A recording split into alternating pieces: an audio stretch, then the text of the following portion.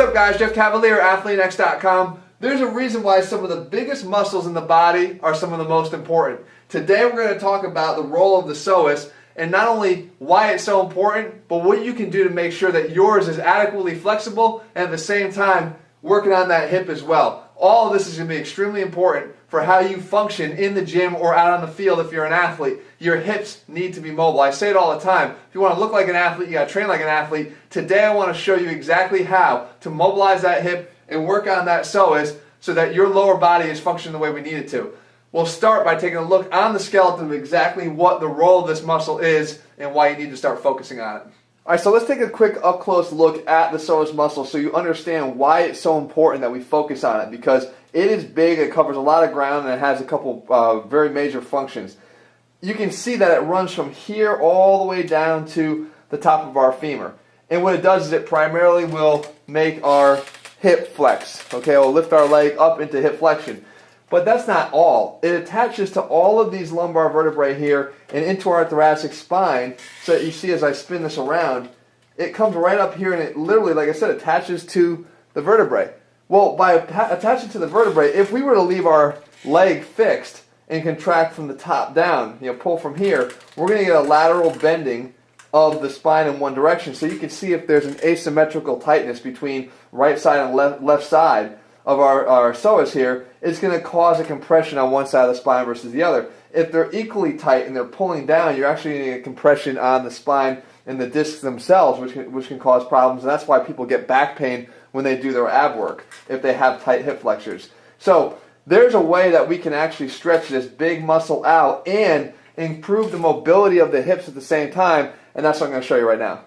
Alright, so if we're going to stretch out this muscle, then we have to go back to the functions I just showed you there on the skeleton. You know you need to get your hip into extension because this is a powerful hip flexor, and we also want to get some lateral trunk bending because, as I showed you, if we allow one side of our psoas to work, it's going to pull ourselves down on the right hand side, pull us down into lateral flexion of the spine. So if we can get lateral bending of the spine in addition to hip extension, then we've got a good stretch for the psoas. Now a lot of people forget that secondary component because they think of it just from the bottom up as opposed to the function of it top down. So we can go to a Smith machine, and I love the Smith machine for this very purpose because it allows us to quickly move this essentially our bar will be our dowel about where we want this to be to help us do hurdle unders or hurdle overs or a lot of other variations of hurdles which are great for hip mobility. So we'll take a hip mobility drill here, but we'll add a component of static stretch to make sure that we can get both the flexibility and the mobility of the hip addressed at one time. So you set this thing up here, I'm going to stand out of frame here, but you set it up at about hip height, just at the crest of your hip. So right up where your hip will crest up, that's where you want the bar to be. And obviously if you're training with different people, you slide it up and down based on their height. Now what you want to do is position yourself on the outside here of the bar. We're going to do a hurdle under. You try to keep your head and body squared up. Your feet will step in. Try to keep your toes straight on the line of the bar. So straight ahead here towards the camera. As I go under, I want to then slide over, rotate my torso so I can stretch the backside hip flexor. You'll see it good when I come back out this way. But I slide under, I sit low, okay? I slide my body over. I don't just duck my head. That's a neck mobility drill. You're here, you slide under, and then once you're there, you rotate your torso.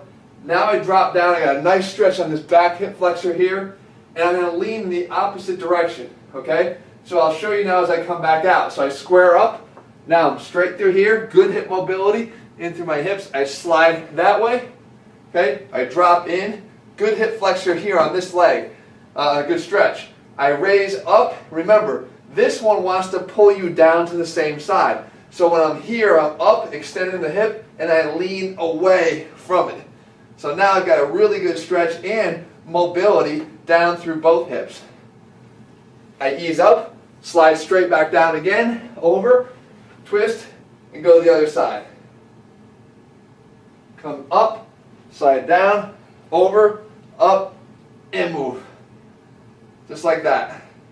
Up, down, slide, here, and come across.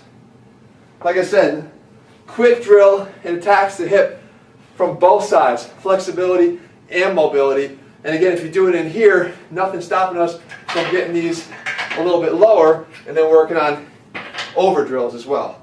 Right? But that's for another day.